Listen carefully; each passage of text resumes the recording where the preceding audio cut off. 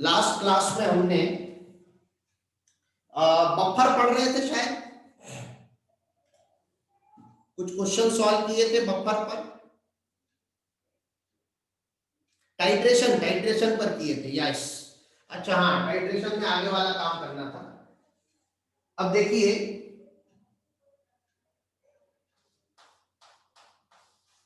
If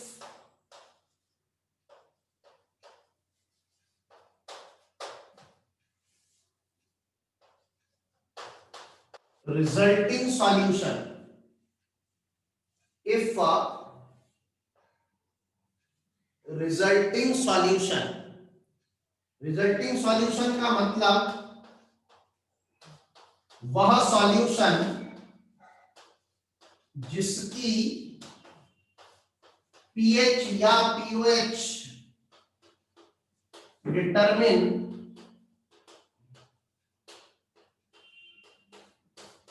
करनी है,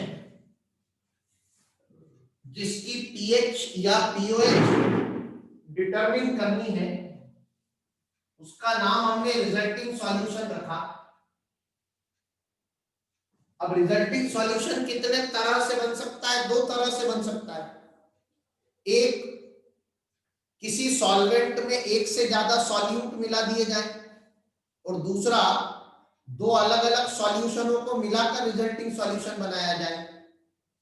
कैसे भी रिजल्टिंग सॉल्यूशन बनाया जाए, if resulting solution contains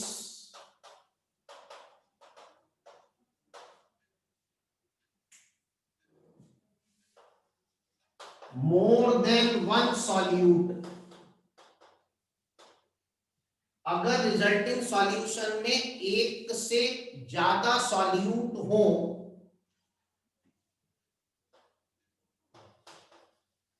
then first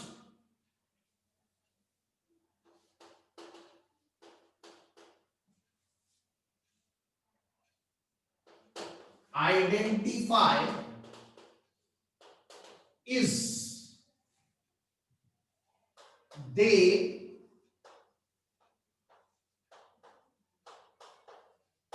react with each other।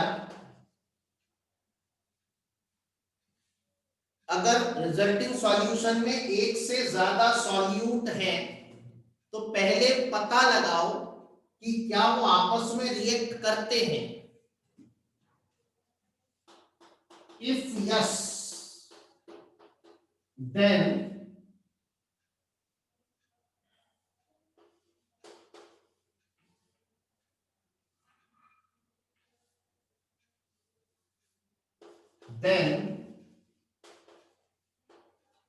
allow them to react first।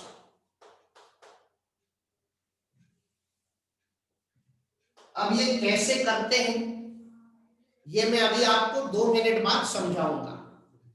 ये कैसे करते हैं ये अभी आपको 2 मिनट बाद में समझाऊंगा, लेकिन उससे पहले मैं आपको ये बताना चाहता हूं कि कौन आपस में रिएक्ट करते हैं।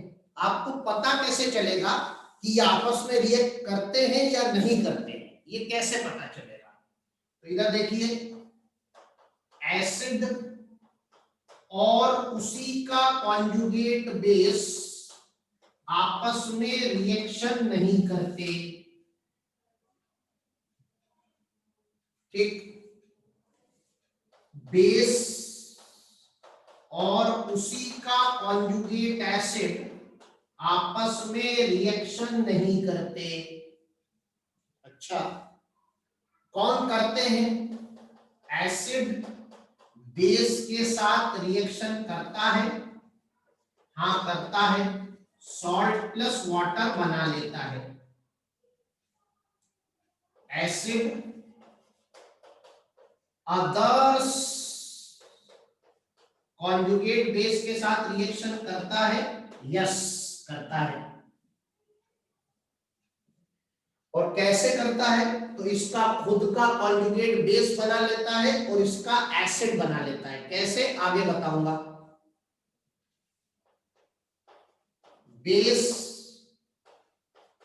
किसी दूसरे के कॉन्जुगेट एसिड के साथ रिएक्शन करता है तो यस करता है। Salt of weak acid strong base strong acid के साथ रिएक्शन करता है क्या?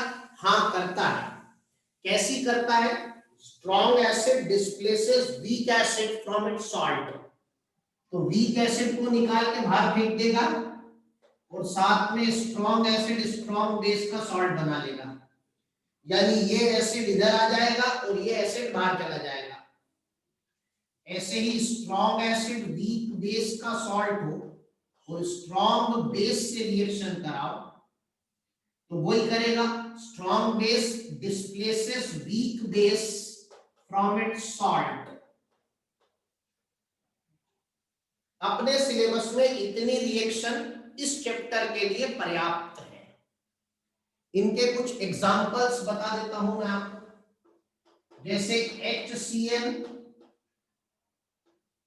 Cl माइनस के साथ रिएक्शन नहीं करेगा, और ये रिएक्शन नहीं करते तभी तो दोनों साइमल्टेनियसली एग्जिस्ट करते हैं और दोनों का मिक्सचर एसिडिक बफर कहलाता है। इसी को लिखने का दूसरा तरीका HCl plus NaCl no reaction. Cl लिखो या NaCl लिखो, बात एक ही है, क्योंकि NaCl पानी में जाने के बाद Cl माइनस ही देगा। ऐसे ही NH4OH प्लस NH4 प्लस या NH4Cl, बात एक ही है, क्योंकि NH4Cl पानी में जाने के बाद NH4 प्लस ही देगा, रिएक्शन नहीं करेगा।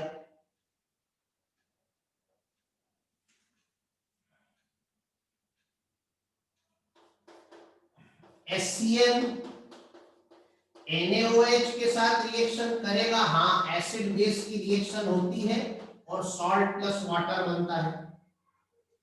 ऐसे ही NH4OH HCl के साथ रिएक्शन करेगा, हाँ एसिड बेस की रिएक्शन होती है और सॉल्ट प्लस वाटर बनता है।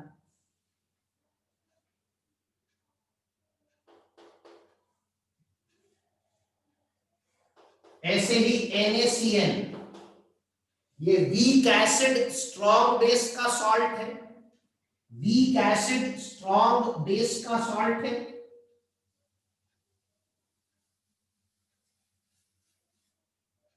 या चलो ये लिख लेते हैं इस बार, CH3COONA, ये वीक एसिड स्ट्रॉन्ग बेस का सॉल्ट है, इसकी स्ट्रॉन्ग एसिड से रिएक्शन करा दो तो स्ट्रॉन्ग एसिड वीक एसिड को बाहर फेंक देगा।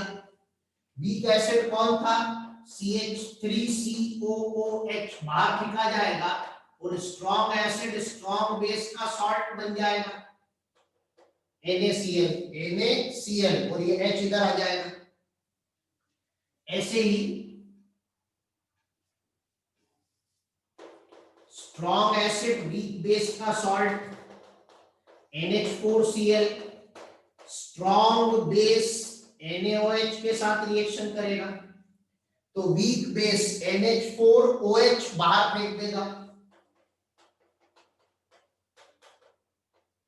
और NaCl बन जाएगा। ये वीक बेस और ये salt of strong acid strong base. इतनी रिएक्शन अपने सिलेबस में इस चैप्टर के अंदर होगी। तो यहां तक अगर आपने लिख लिया हो, समझ में आ गया हो तो बता दीजिए, फिर मैं आपको बताऊंगा कि अगर एक से ज्यादा सॉल्यूट हो तो हमें ये पता लग गया कि वो रिएक्शन करेंगे, तो करेंगे तो कैसे करेंगे, क्या करेंगे, पहले इतना लिख लीजिए।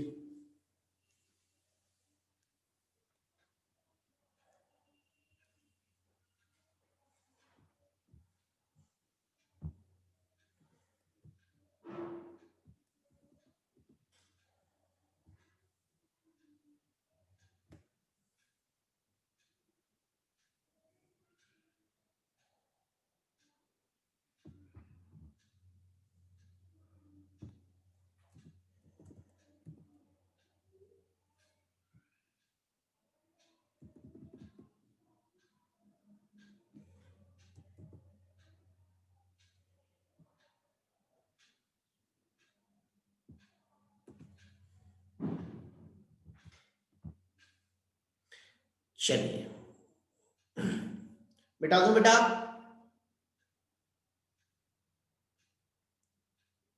यस, चलिए फिर मिटा रहा हूं। अच्छा, एक अदर्स कॉन्जुगेट बेस वाली रिएक्शन देगी थी ना मैंने।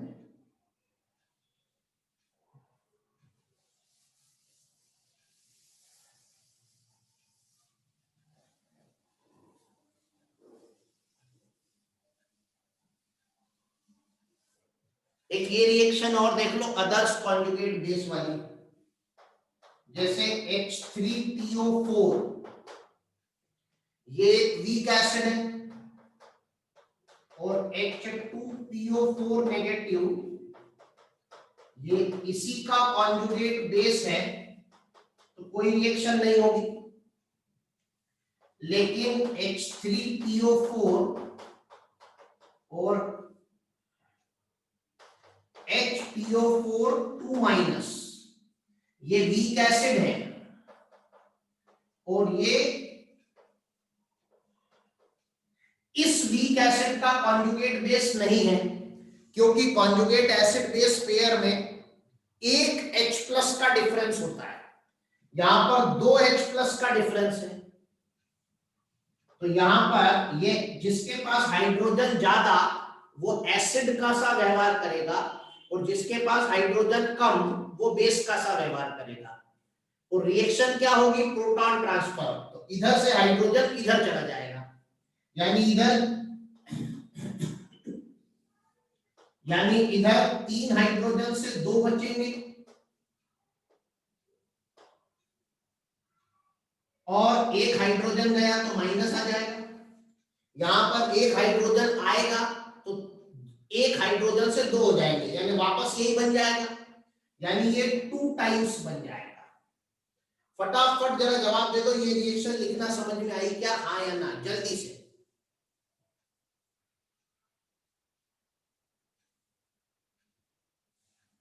ऐसे ही एक रिएक्शन थोड़ी गंदे तरीके से लिखी होती है, NaH2PO4 और Na3PO4। यहां पर भी ये एसिड है, मतलब सॉल्ट है, लेकिन इसका एनायनिक पार्ट तो एसिड है, और ये इसका एनायनिक पार्ट बेस है। बेस, एनायन हमेशा बेस होता है, और इसके पास 2 हाइड्रोजन है, इसके पास एक भी नहीं है, तो ये इसी का कॉन्जुगेट बेस तो नहीं है। तो इसमें से जिसके पास हाइड्रोजन ज्यादा वो एसिड का सा व्यवहार करेगा, और जिसके पास हाइड्रोजन कम वो बेस का सा व्यवहार करेगा।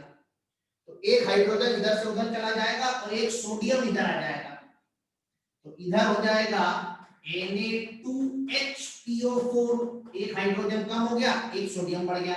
इधर एक हाइड्रोजन आ जाएगा, एक सोडियम बढ़ जाएगा, ये वापस ये 2 टाइम्स बन जाएगा। ठीक है, अगर मान लो रिएक्शन ऐसी होती, H3PO4 प्लस PO4 3-, तो ये एक हाइड्रोजन देता तो H2PO4- और ये एक हाइड्रोजन लेता तो HPO4 2- होता।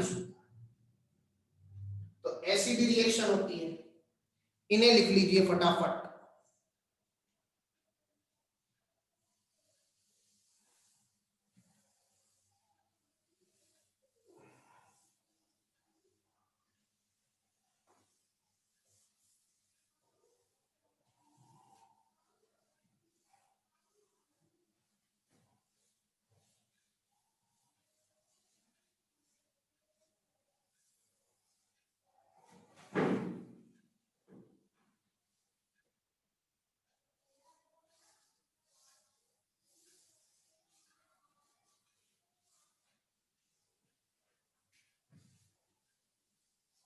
चलिए लिख लिया, मिटा दो इसे।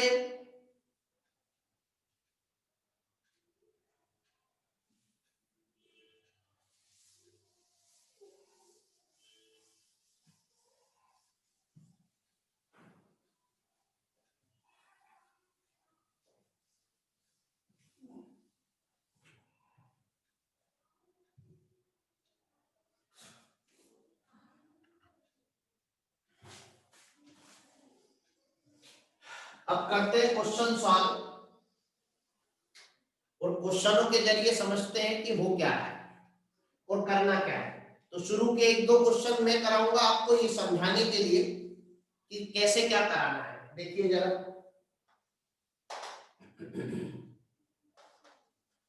Calculate the pH of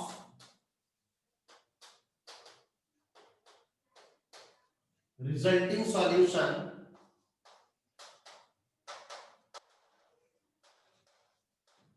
obtained by mixing, पहला number,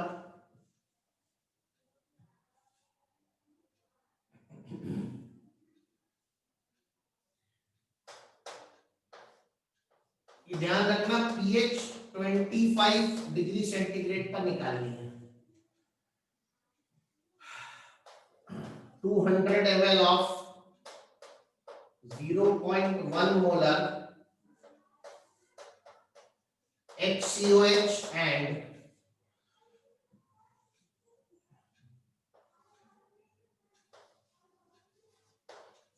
200 ml of 0.05 molar NaOH। NaOH दिख रहा है सबको आखिरी वाला? दिख रहा है, ठीक है।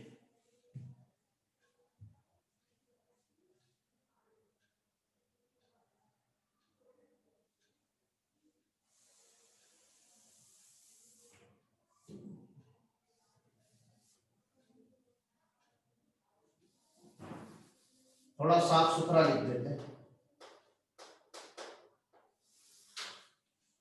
ठीक। दूसरा,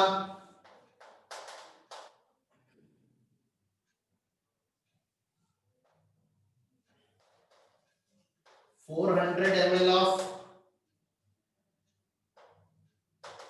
0.5 molar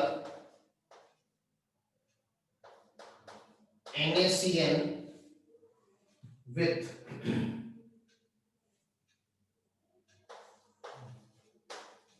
200 ml of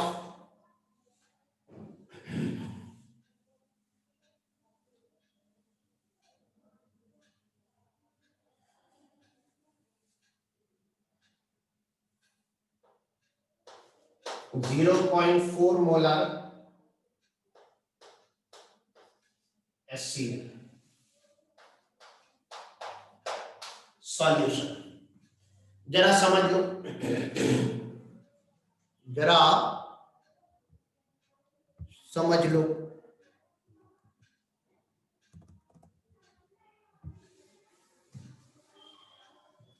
पहला वाला क्वेश्चन, एक एसिड है और एक बेस है, दोनों को मिलाया तो रिएक्शन होगी या नहीं होगी?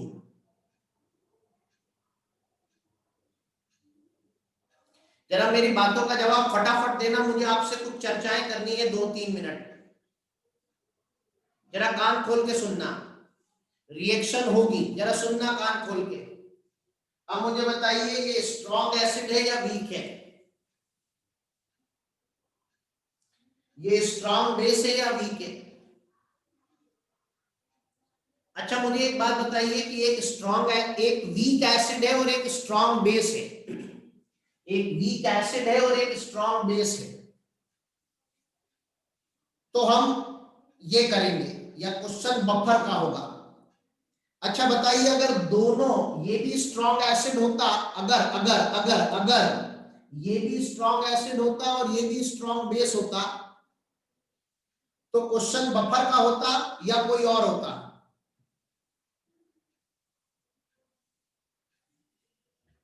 वेरी गुड ध्रुव,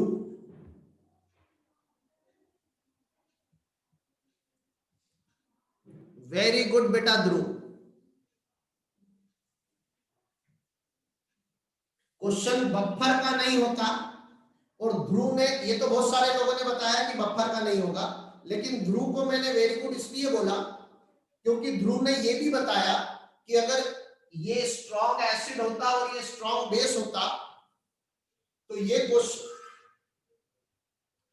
क्वेश्चन वो वाला होता जो मैंने आपको स्ट्रॉन्ग एसिड और स्ट्रॉन्ग बेस के मिक्सचर में पढ़ाया था, जिसमें NaVa अलग से निकालते हैं, NbVb अलग से निकालते हैं, फिर NaVa NbVb में जो बड़ा हो वो सॉल्यूशन के नेचर को गवर्न करता है, and so on and so fourth.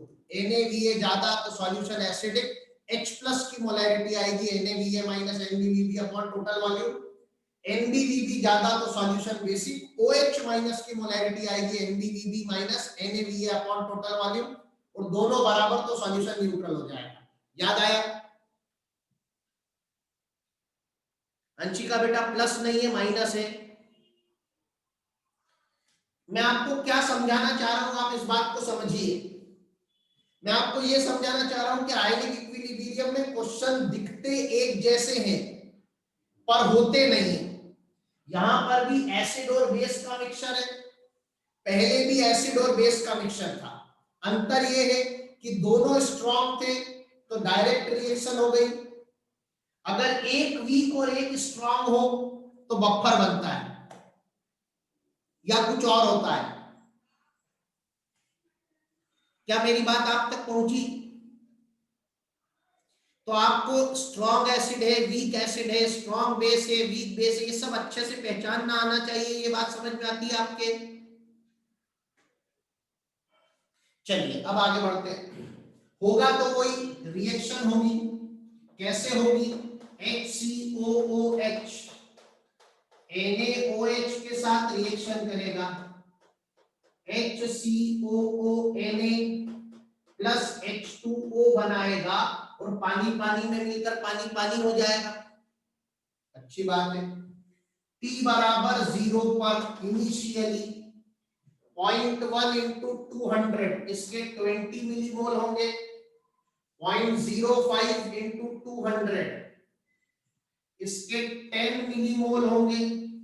ये इनिशियली 0 होगा और पानी तो पानी में मिल गया है, लेकिन ये पानी इतना निग्लिजिबल है कि सॉल्यूशन के वॉल्यूम में कोई चेंज नहीं लाएगा। ध्यान रखना, सॉल्यूशन का वॉल्यूम कांस्टेंट ही माना जाएगा।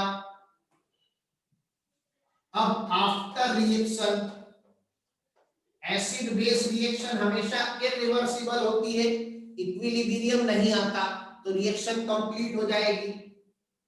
तो आपको करना सिखाया मैंने मोल में, इसको लिख लोगे आप, लेकिन इसको करने का ज्यादा सरल तरीका है। जो कम वाला है वो पूरा खत्म हो जाएगा। ये 20 माइनस 10 यानी 10 बचेगा,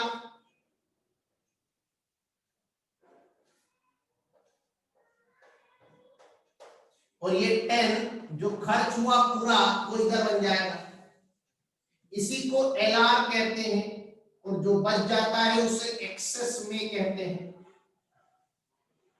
अब हमने वहां जो लिखा था वो ये लिखा था कि अगर एक रिजल्टिंग सॉल्यूशन में ऐसे एक से ज्यादा ऐसे सॉल्यूट प्रेजेंट हो जो आपस में रिएक्शन करते हो, तो सबसे पहले उनकी रिएक्शन करा दो।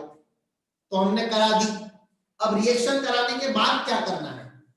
तो रिएक्शन कराने के बाद जो खत्म हो गया, जो 0 बचा है, जो LR था वो सॉल्यूशन में बचा ही नहीं, तभी तो वो LR है, तभी तो वो 0 है।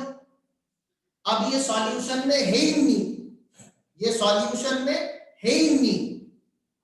क्लियर है? तो सॉल्यूशन में केवल कौन है? सॉल्यूशन में केवल ये है HCOOH, मतलब कौन है? Weak acid. और सॉल्यूशन में कौन है? ये कहां से आया? रिएक्शन करके बन गया, तो ये अब सॉल्यूशन में है। इसमें क्या है? इसमें कॉन्जुगेट बेस है, ये दिख रहा है कॉन्जुगेट बेस HCOO नेगेटिव। तो क्या रिजल्टिंग सॉल्यूशन में वीक एसिड और उसका कॉन्जुगेट बेस दोनों है? हाँ या ना? तो रिजल्टिंग सॉल्यूशन में अगर वीक एसिड और उसका कॉन्जुगेट बेस है तो रिजल्टिंग सॉल्यूशन कैसा है?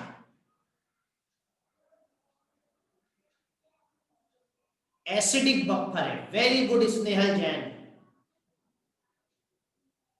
एसिडिक बफर है। श्रीका वेरी गुड, आकृति वेरी गुड, एसिडिक बफर है। क्योंकि वीक एसिड और उसके कॉन्जुगेट बेस का मिक्सचर है ये, तो एसिडिक बफर है ये। एसिडिक बफर है तो इसकी पीएच आएगी, बेसिक होता तो पीओएच आती। पीएच क्या आएगी? पीकेए किसका? वीक एसिड यानी एससीओएच का। ऐसे चरणों में लिख देते हैं अपन कि किसका। क्यों इसलिए लिख देते हैं क्योंकि हमें क्वेश्चन सॉल्व करते समय पता रहे कि यहां क्या रखना है, क्योंकि जरूरी नहीं है ना कि क्वेश्चन में वीक एसिड का ही पीके दे रखा हो। बताओ कुछ और भी दे सकते हैं क्या? बताओ, अगर हाँ तो क्या? बताओ। Snehal Jain very good, Archi very good, Divyanshu very good, Hardik very good. Akriti बेटा सही नहीं है। Sarthak very good, Jayvardhan very good. क्या दे सकते हैं? इसके कॉन्जुगेट बेस का पीके भी दिया हो सकता है। pKw minus pKb of conjugate base is pKa। pKa of acid plus pKb of conjugate base is pKw। Clear है बेटा? आकृति और सृष्टि सरोदे, शायद आप दोनों ने सही आंसर नहीं दिया था, आपको क्लियर हो गया बेटा?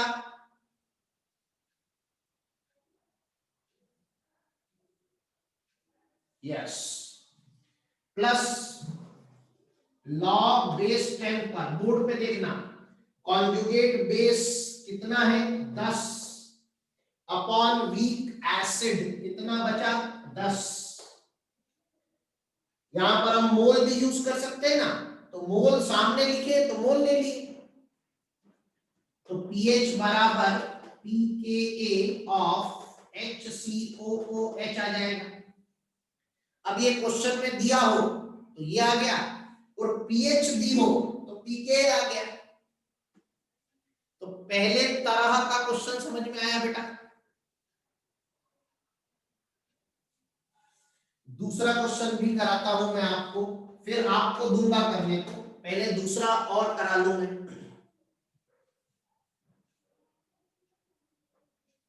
NaCl ये वीक एसिड स्ट्रॉन्ग बेस का सॉल्ट है, इसके साथ HCl मिलाया, स्ट्रॉन्ग एसिड। बताओ रिएक्शन होगी या नहीं होगी?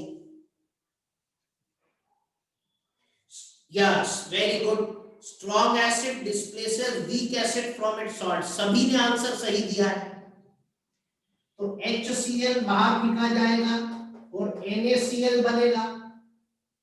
NaCl होगा salt of strong acid strong base, और ये वीक एसिड है। मुझे बताइए स्ट्रॉन्ग एसिड स्ट्रॉन्ग बेस के सॉल्ट के सॉल्यूशन न्यूट्रल होता है, एसिडिक होता है या बेसिक होता है? न्यूट्रल होता है। वेरी गुड, सभी ने सही आंसर दिया। और न्यूट्रल होता है तो ये पानी जैसा होता है, तो ये पानी में मिलकर पानी जैसा काम करेगा, यानी पीएच में कोई भी चेंज प्रोड्यूस नहीं करेगा। यानी NaCl दोनों सॉल्यूशन में स्पेक्टेटर आयंस होंगे, दर्शक होंगे, कुछ करेंगे नहीं, बैठ के पड़े रहेंगे, देखेंगे मस्ती में, तो इनका हमें कोई मतलब ही नहीं है, इनको उड़ा दिया हमने। अब आओ इनिशियली क्या होगा बोलो? 0.5 इंटू 400, तो ये 40 इंटू 5, 58 5 चौका 20, 200 आ गया। 4 दूना 8, अगर मैं सही हूं तो ये 80 आ गया। मैंने कैलकुलेशन सही किया क्या? हाँ या ना जवाब दे दो। हाँ, आफ्टर रिएक्शन 200 में से 80 गया 120, 80 वाला 0 और ये 80 बन जाएगा। ये Lr है, गायब हो गया। अब मुझे बताइए वीक एसिड और उसका कॉन्जुगेट बेस क्या है solution?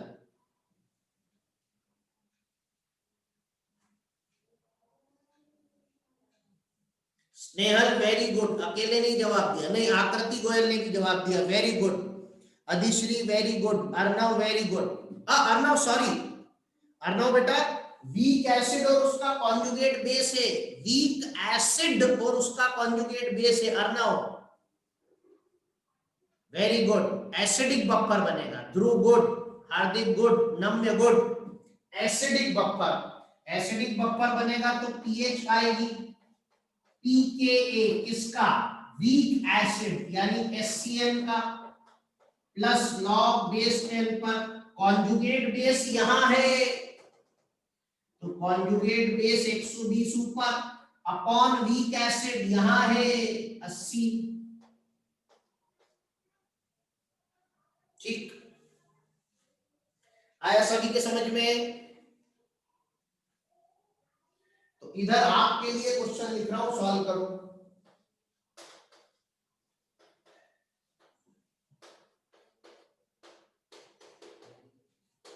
Calculate pH at 25 degree centigrade of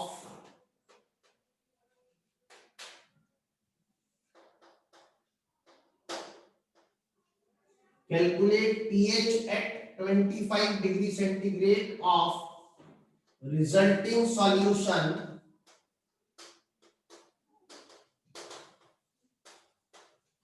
obtained by mixing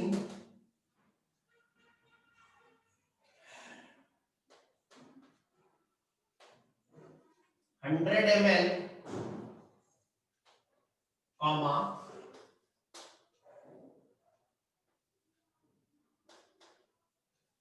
0.05 molar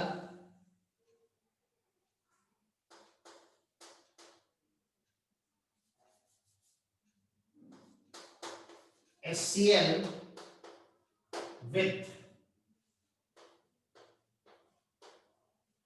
200 ml 0.1 molar NH4OH।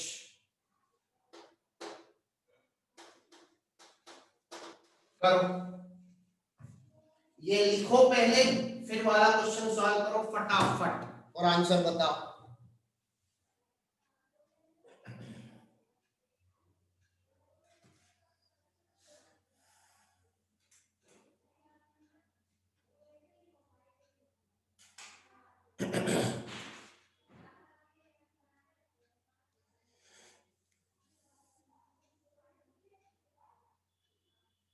अच्छा, क्वेश्चन में ले लेना,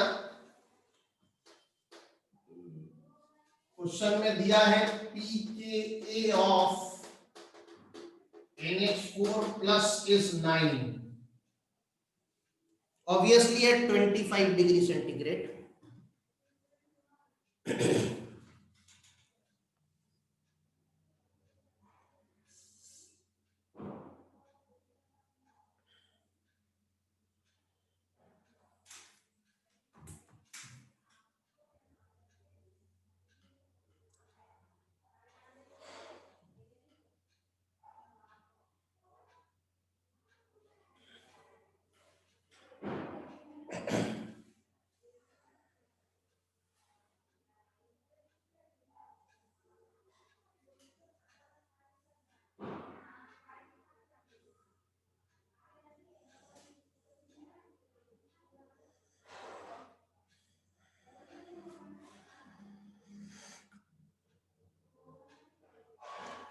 समझ में आ गया हो तो इतनी देर में 4 बार क्वेश्चन सॉल्व हो जाता है।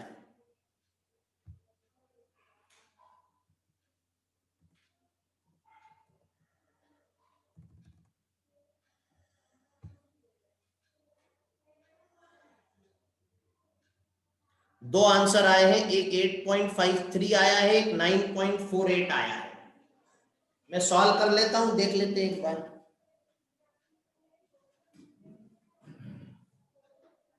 एक है NH4OH और एक है HCl, से बनेगा NH4Cl प्लस H2O, पानी पानी में मिलकर पानी पानी हो जाएगा।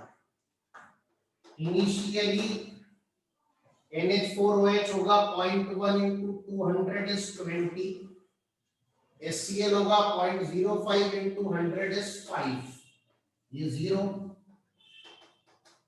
आफ्टर रिएक्शन 20 माइनस 5 इज 15, ये 0 और ये 5 इधर, तो वीक बेस और उसका कॉन्जुगेट एसिड यानी बेसिक बफर बना। बेसिक बफर बना तो पीओएच आएगी, पीओएच आएगी pKb of NH4OH plus log base 10 पर कॉन्जुगेट एसिड 5 ऊपर अपॉन वीक बेस 15 नीचे, तो ये हो जाएगा 14 माइनस 9 दैट इज 5, क्योंकि हमें पीकेबी चाहिए और उसके कॉन्जुगेट एसिड का पीकेए दे रखा है 25 डिग्री है तो पीकेडब्ल्यू 14 है, प्लस लॉग बेस 10 पर 1/3, इसे लिखेंगे 5 और लॉग 1/3 को 3 को ऊपर लिखा तो -3, log 1/3 इज माइनस log 3 और log 3 इज 0.48, तो माइनस 0.48 यानी 4.52 हो जाएगा। या अगर मैं ऐसे ही लिखे रहने दूं,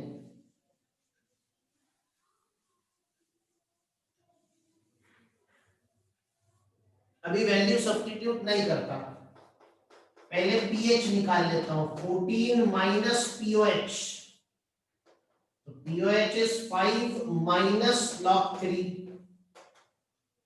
तो ये -5 और माइनस माइनस प्लस log 3 हो जाएगा, तो 9 प्लस log 3 आंसर आ जाएगा, तो 9 प्लस 0.48 आंसर आ जाएगा, तो 9.48 इज द करेक्ट आंसर। आया बेटा? जिन्होंने भी आंसर 8.42 लिखा है वो माइनस के साइन में लफड़ा कर दिया उन्होंने log 3 के, पर ऐसा करना नहीं है, ये कोई सिली मिस्टेक नहीं है, ध्यान रखना इस बात का, ये एक्चुअल में गलती है।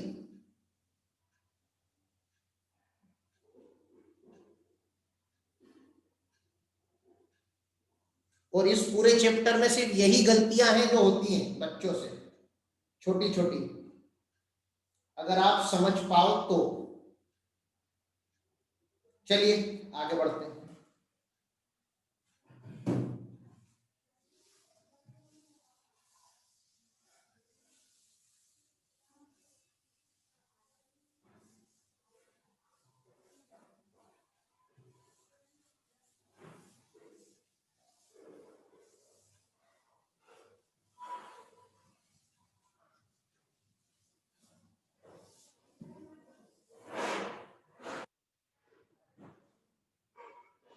उधर का मिटा दो बेटा।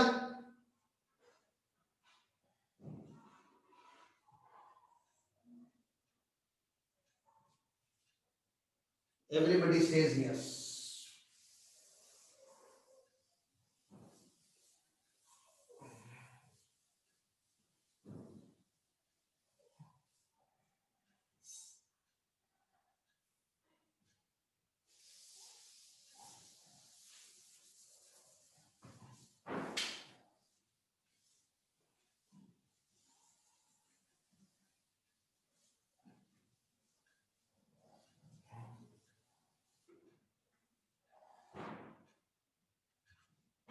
चलिए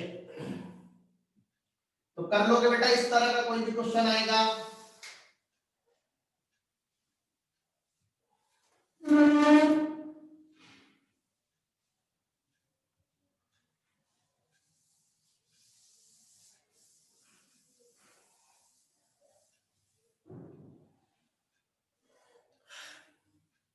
इसी बात को जनरल वे में लिखा देता हूं आपको, थोड़ा सा आजू बाजू करके, जरा देखिए।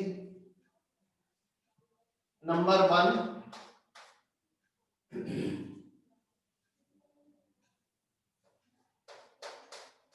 एक वीक एसिड लिया मैंने,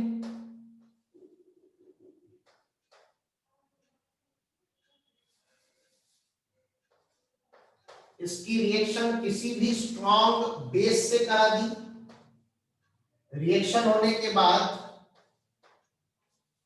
इसका कॉन्जुगेट एसिड बनेगा, सॉरी कॉन्जुगेट बेस बनेगा और ये साथ में वाटर बना लेगा, और इस बेस का जो पॉजिटिव पार्ट था वो इसके साथ चला जाएगा, लेकिन उसका कोई महत्व नहीं होगा। हाँ या ना बोलो।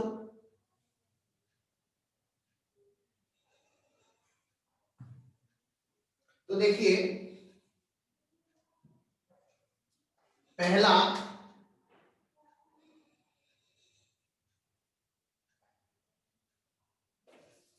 ऐसे लिखते हैं, t बराबर 0 पर इसके NaVa और इसके मोल NbVb, ऐसे मान ले तो चलेगा, ऐसे जनरल वे में मान ले तो चलेगा। हाँ या ना बोलो। ऐसे ही तो अभी निकाले थे अपनों ने।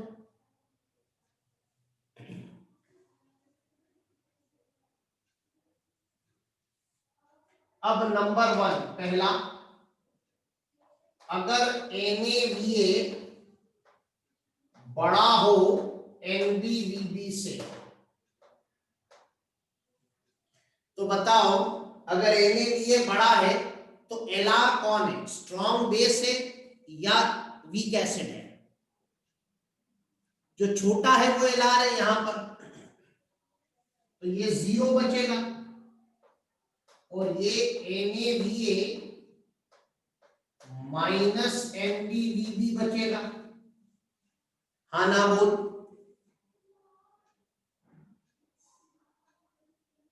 मैं एक एक स्टेप के बाद आपसे हाँ ना इसलिए बोलवा रहा हूं कि जो लाइन जब नहीं समझ में आई उसी समय पूछ लो। हाँ ना बोल जल्दी से। जो अभी हमने सॉल्व किया उसी को जनरल वे में लिख रहा हूं, समझ में आ रहा है सभी के?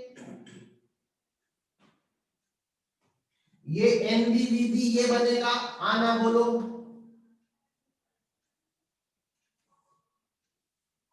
वीक एसिड और उसका कॉन्जुगेट बेस बचा, यानी एसिडिक बफर बनेगा, और इसकी पीएच आएगी pKa of weak acid plus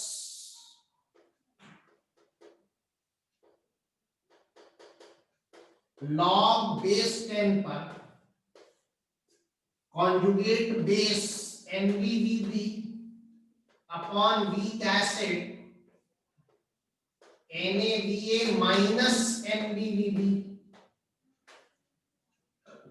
बोलो समझ में आता है ये फॉर्मूला?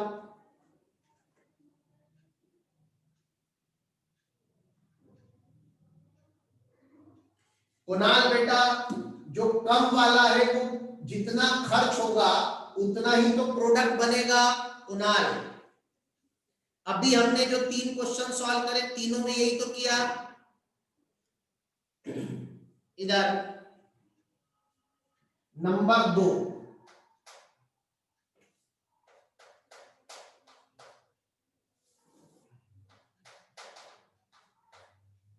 अगर NaVa बराबर हो जाए NbVb से, अगर बराबर हो जाए तो बोलो ये भी खत्म और ये भी खत्म। हाँ ना बोलो। और NaVa NbVb बराबर है तो ये NaVa बना या NbVb बना, बात एक ही है।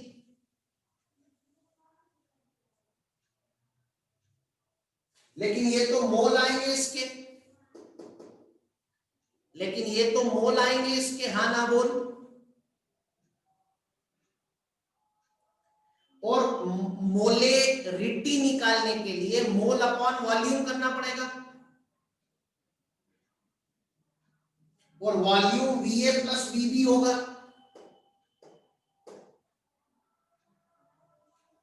अच्छा, सॉल्यूशन में एसिड भी खत्म बेस भी खत्म, तो सॉल्यूशन में तो अकेला सॉल्ट बचा। हाँ ना बोल। सॉल्यूशन में तो अकेला सॉल्ट बचा, यानी इस स्थिति में रिजल्टिंग सॉल्यूशन सॉल्ट का सॉल्यूशन है। हाँ ना बोला करो। और सॉल्ट कैसा है? वीक एसिड स्ट्रॉन्ग बेस का सॉल्ट है। तो वीक एसिड स्ट्रॉन्ग बेस के सॉल्ट का सॉल्यूशन है, तो हाइड्रोलिसिस होगा हाँ या ना? होगा। और वीक एसिड स्ट्रॉन्ग बेस के सॉल्ट का सॉल्यूशन है, तो सॉल्यूशन बेसिक होगा कि एसिडिक होगा? बेसिक होगा। बेसिक होगा तो पीएच आएगी कि पीओएच आएगी? पीओएच आएगी। क्या आएगी? पीओएच आएगी, half of पीकेडब्ल्यू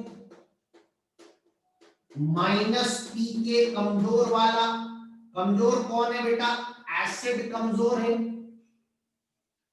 minus log base 10 पर उसकी मोलैरिटी जिसका हाइड्रोलिसिस हो रहा है, और हाइड्रोलिसिस किसका हो रहा है? ए माइनस का, एनायनिक पार्ट का हाइड्रोलिसिस होगा, क्योंकि वीक एसिड स्ट्रॉन्ग बेस का सॉल्ट है। तो इसकी मोलैरिटी क्या होगी? इसकी सॉरी इसकी मोलैरिटी होगी इसके mole upon total volume. Total volume यहां पर Va प्लस Bb होगा, हाँ ना बोल?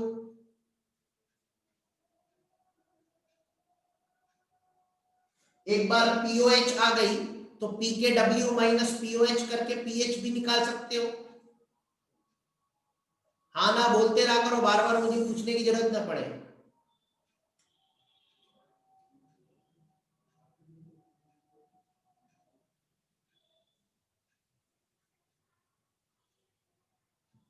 तीसरा, अगर NaVa लेस देन NbVb हो जाए तो अब ये जीरो हो जाएगा, क्योंकि ये छोटा हो गया, और ये बचेगा NbVb माइनस NaVa, और कम वाला अब NaVa था तो ये NaVa होगा, हाँ ना बोल? बोलो ऐसी स्थिति होगी। बताओ रिजल्टिंग सॉल्यूशन में कौन कौन बचा?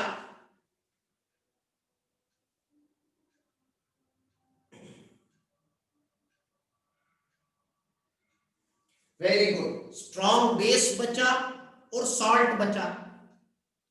लेकिन स्ट्रॉन्ग बेस अगर बचा है, स्ट्रॉन्ग बेस है, स्ट्रॉन्ग बेस, स्ट्रॉन्ग बेस अगर बचा है तो उसके कंपैरिजन में बाकी सब के द्वारा दिया गया H plus OH minus contribution negligible होगा। यानी अगर सॉल्यूशन में स्ट्रॉन्ग बेस बच गया है तो स्ट्रॉन्ग बेस अकेला सॉल्यूशन की पीएच को गवर्न करेगा, और अगर ये स्ट्रॉन्ग बेस का सॉल्यूशन है तो OH नेगेटिव की मोलैरिटी आएगी कि H प्लस की आएगी? OH माइनस की। ये तो मोल है, मोल। NbVb minus NaVa is actually a mole divided by total volume। जो भी टोटल वॉल्यूम हो, ये OH माइनस की मोलैरिटी आ जाएगी,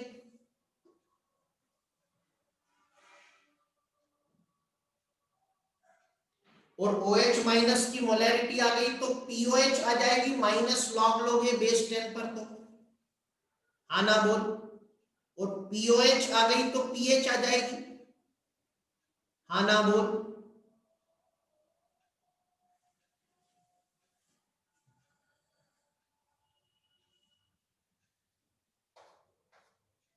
दूसरा, अब ये NaVa लिख के एक बार बता दिया मैंने, यार बहुत लिख लिया, अब थोड़ा सरल लिखूंगा।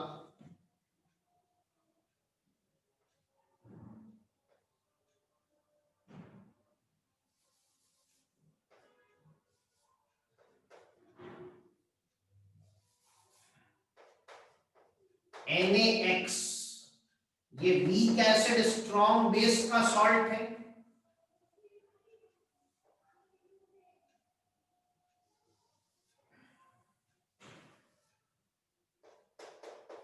HCl ये स्ट्रॉन्ग एसिड है, तो strong acid displaces weak acid, strong acid displaces weak acid from its salt, और साथ में स्ट्रॉन्ग एसिड स्ट्रॉन्ग बेस का सॉल्ट बना देगा जिसका कोई औचित्य नहीं। हाँ ना बोलो? अब मैं मान लेता हूं थोड़ा सा सरल करने के लिए,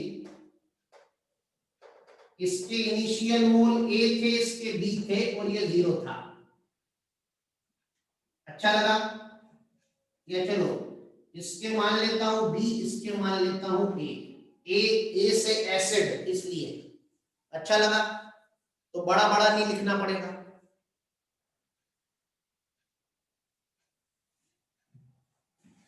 पहला, इफ ए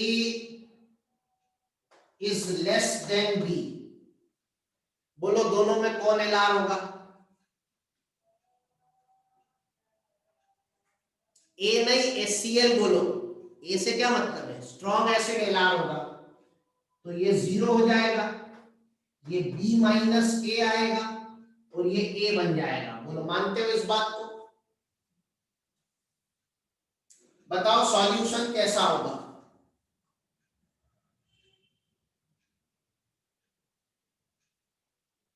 है वीक एसिड और उसका कॉन्जुगेट बेस है ये। वीक एसिड और उसका कॉन्जुगेट बेस है, अब भी पढ़ाया, अब तो देख के समझ में आना चाहिए।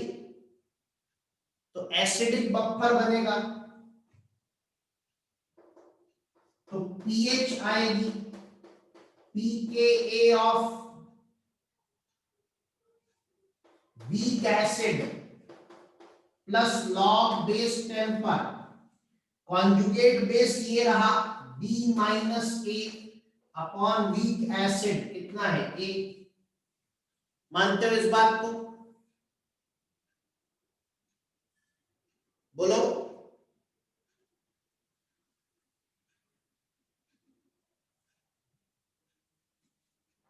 दूसरा, if A is equal to B हो जाए, अब क्या होगा?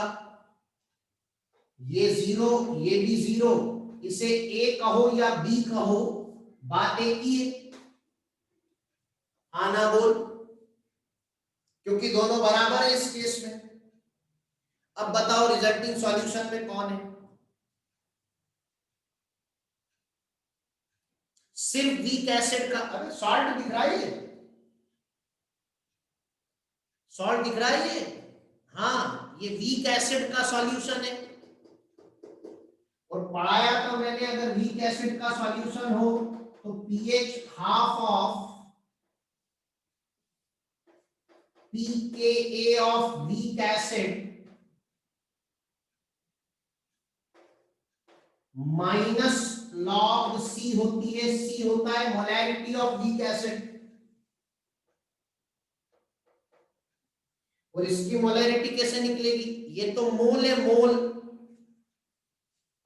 Upon total volume. Total volume किसका? रिजल्टिंग सॉल्यूशन का। टोटल वॉल्यूम किसका? रिजल्टिंग सॉल्यूशन का। बोलो ये बात समझ में आती है सभी के?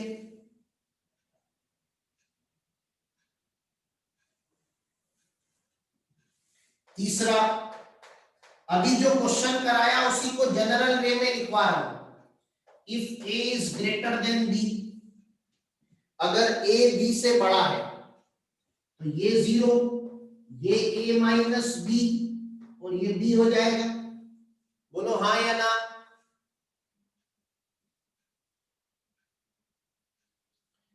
अब बताओ रिजल्टिंग सॉल्यूशन में कौन कौन है?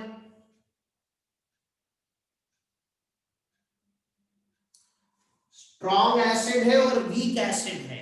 वेरी गुड अधिश्री, आकृति, स्नेहल, वेरी गुड। लेकिन स्ट्रॉन्ग एसिड है तो सॉल्यूशन की पीएच को अकेला स्ट्रॉन्ग एसिड गवर्न करेगा। वीक एसिड का के द्वारा दिया गया H पॉजिटिव नेग्लिजिबल होगा स्ट्रॉन्ग एसिड की तुलना में। तो स्ट्रॉन्ग एसिड है तो H प्लस की मोलैरिटी आएगी, स्ट्रॉन्ग एसिड के मोल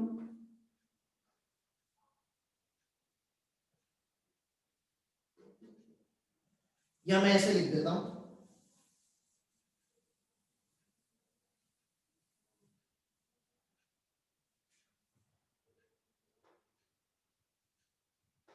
मोलैरिटी ऑफ स्ट्रॉन्ग एसिड हो जाएगी, या मोलैरिटी ऑफ स्ट्रॉन्ग एसिड यहां पर स्ट्रॉन्ग एसिड H+ ही देगा, तो मोलैरिटी ऑफ H+ हो जाएगी A-B, sorry, upon total volume.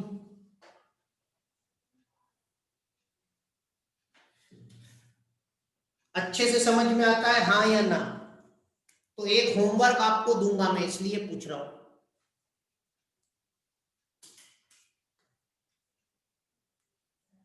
जैसे ही होमवर्क का बोला, जवाब आना बंद हो गया। एक जवाब आया, बहुत उम्दा। एक और आया, 3-4 एक साथ आ गए।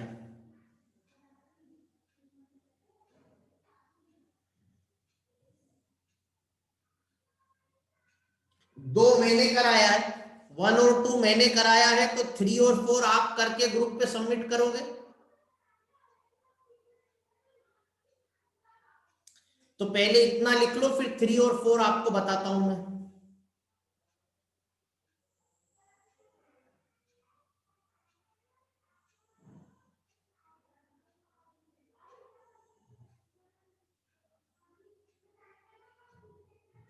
अच्छा, किसी को समझ में आ रहा है 3 और 4 में क्या दूंगा मैं?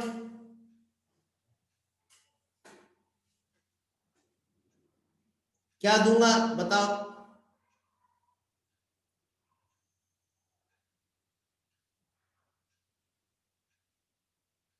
Very good Snehal. जिसको ये समझ में आ रहा है कि 3 और 4 में मैं क्या दूंगा, उनसे 3 और 4 हो भी जाएगा। Very good. बस सबने सबने सबने सही लिखा। तो आपने ये लिख लिया हो तो मैं होमवर्क दे दूं?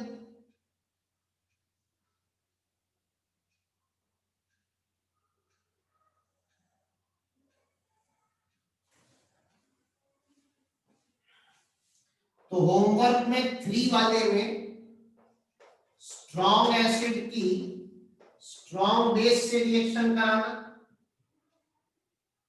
Sorry sorry sorry sorry sorry sorry sorry, third वाले में ऐसे वीक बेस की स्ट्रॉन्ग एसिड से रिएक्शन कराना। वीक बेस जैसे BOH, स्ट्रॉन्ग एसिड मतलब H+, तो यहां बनेगा B+ conjugate acid plus H2O। और यही तीनों केस लेना 1, 2, 3, और तीनों में अलग अलग देखना कौन सा सॉल्यूशन बन रहा है, कहां बफर बन रहा है, कहां शॉर्ट हाइड्रोलिसिस हो रहा है, और कहां एसिड या बेस का सॉल्यूशन बन रहा है। तीनों केस लेके करना है। ये तीसरा अगर होमवर्क आपने लिख लिया हो तो इसे मिटाकर मैं चौथा लिखना चाहूंगा। बोलो। चलो चौथा यहां लिख देता हूं। चौथा होमवर्क है salt of strong acid weak base जैसे NH4, या जनरल वे में लिखता हूं BCl प्लस स्ट्रॉन्ग बेस जैसे NaOH से बनेगा BOH, weak base plus NaCl। NaCl को तो भूल जाना। और इसी चौथे में ये तीनों केस ले लेना, इनिशियल मोल मान लेना, इसके A और इसके B। यहां पर इसके इनिशियल मान लेना NBVB और इसके मान लेना NAVA। ये T बराबर 0 पर इनिशियल, ये T बराबर 0 पर इनिशियल, और ये तीनों केस लेके सॉल्व करना है। और कहां सबमिट करना है? डाउट ग्रुप पर। बोलो हाँ या ना।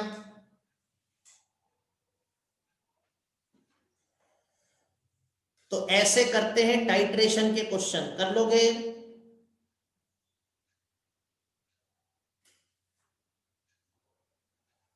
अगली क्लास में आपको पढ़ाऊंगा इंडिकेटर। मैंने आपको बफर कैपेसिटी वगैरह पे क्वेश्चन करा दिए है ना।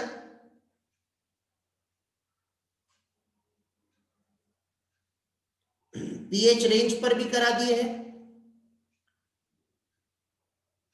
बस बहुत बढ़िया। तो अगली क्लास में आपको पढ़ाऊंगा इंडिकेटर, और इंडिकेटर खत्म होने के बाद आपका जो अगला टेस्ट है, कौन सा, 10 या 13 को, कब है अगला टेस्ट? 11 को। 11 को। तो इंडिकेटर खत्म होने के बाद 11 वाले टेस्ट का सिलेबस कंप्लीट हो जाएगा, और इंडिकेटर खत्म होने के बाद इस चैप्टर में सिर्फ सॉल्युबिलिटी एंड सॉल्युबिलिटी प्रोडक्ट बचेगा। ठीक है। और आयनिक इक्विलिब्रियम खत्म होने के बाद फिजिकल केमिस्ट्री का आखिरी बड़ा टॉपिक 11th का बचेगा, वो है थर्मोडायनामिक्स एंड थर्मोकेमिस्ट्री। ठीक है राजा बेटा? यस ध्रुव बेटा, any time. States of matter,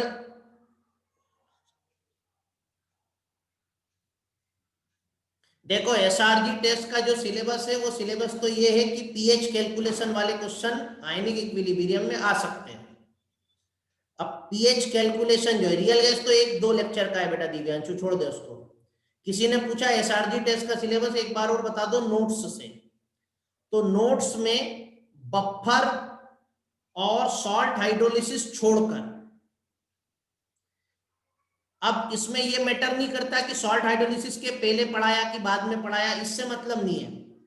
जो टॉपिक सॉल्ट हाइड्रोलिसिस है वो, और जो बफर है, ये 2 टॉपिक छोड़कर बचे हुए सारे क्वेश्चन एसआरजी टेस्ट का सिलेबस है, या बची हुई सारी थ्योरी एसआरजी टेस्ट का सिलेबस है। जिसने भी पूछा था उसको बताया, वो हाँ या ना में जवाब दे दे।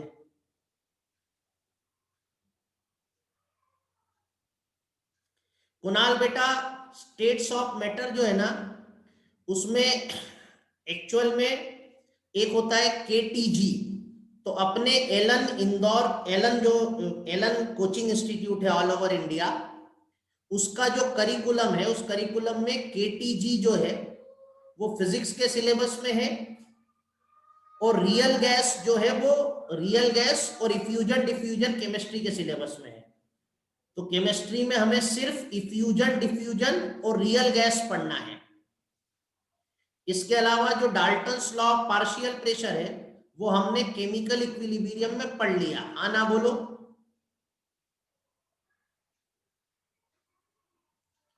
तो कुणाल बेटा, आपका प्रश्न था स्टेट्स ऑफ मैटर पे, क्लियर हो गया? और के जो grams law of effusion diffusion और रियल गैस जो है, ये पूरा 2 लेक्चर का टॉपिक है, तो ये पढ़ा देंगे 2 लेक्चर में। ठीक है कुणाल, आपका प्रश्न था। चलिए अभी एसआरजी टेस्ट की अच्छे से तैयारी कर लें आप लोग।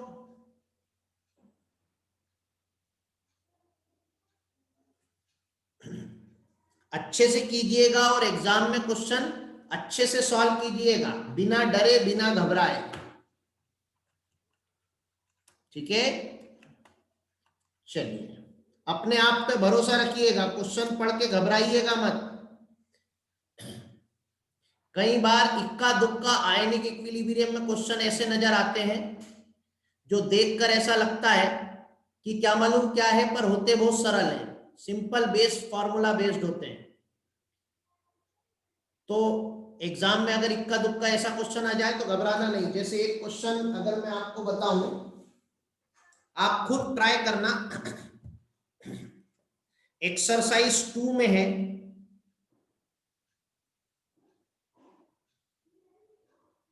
एक्सरसाइज 2 का एक क्वेश्चन है, आपके मॉड्यूल में है।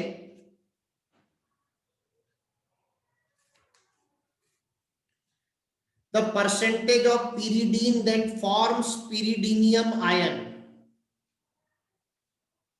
नीट 2016 में आया हुआ है।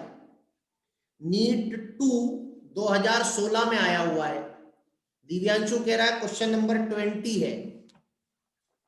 इस क्वेश्चन को पढ़कर सॉल्व करना, ठीक है, तो आपको मेरी बात ज्यादा अच्छे से समझ में आएगी। और अभी मेरी एक क्लास फ्राइडे को भी है, हाँ ना बोलो।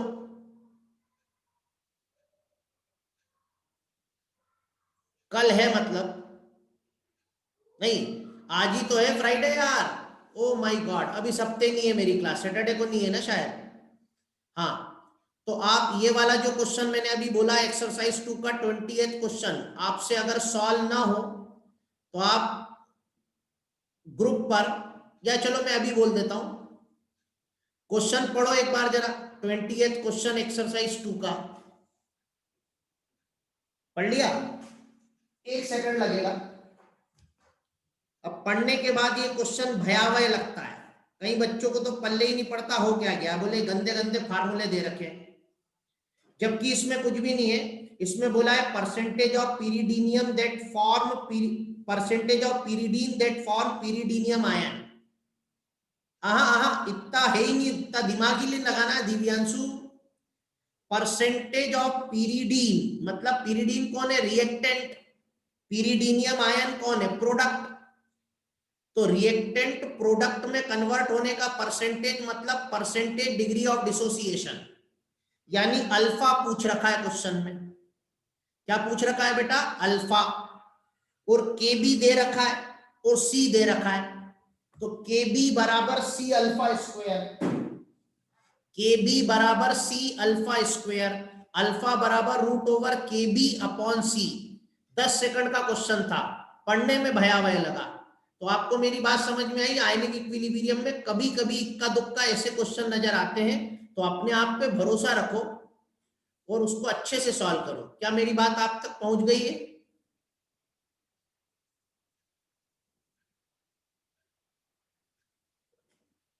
चलिए, thank you so much, tata bye bye, you can leave the meeting now.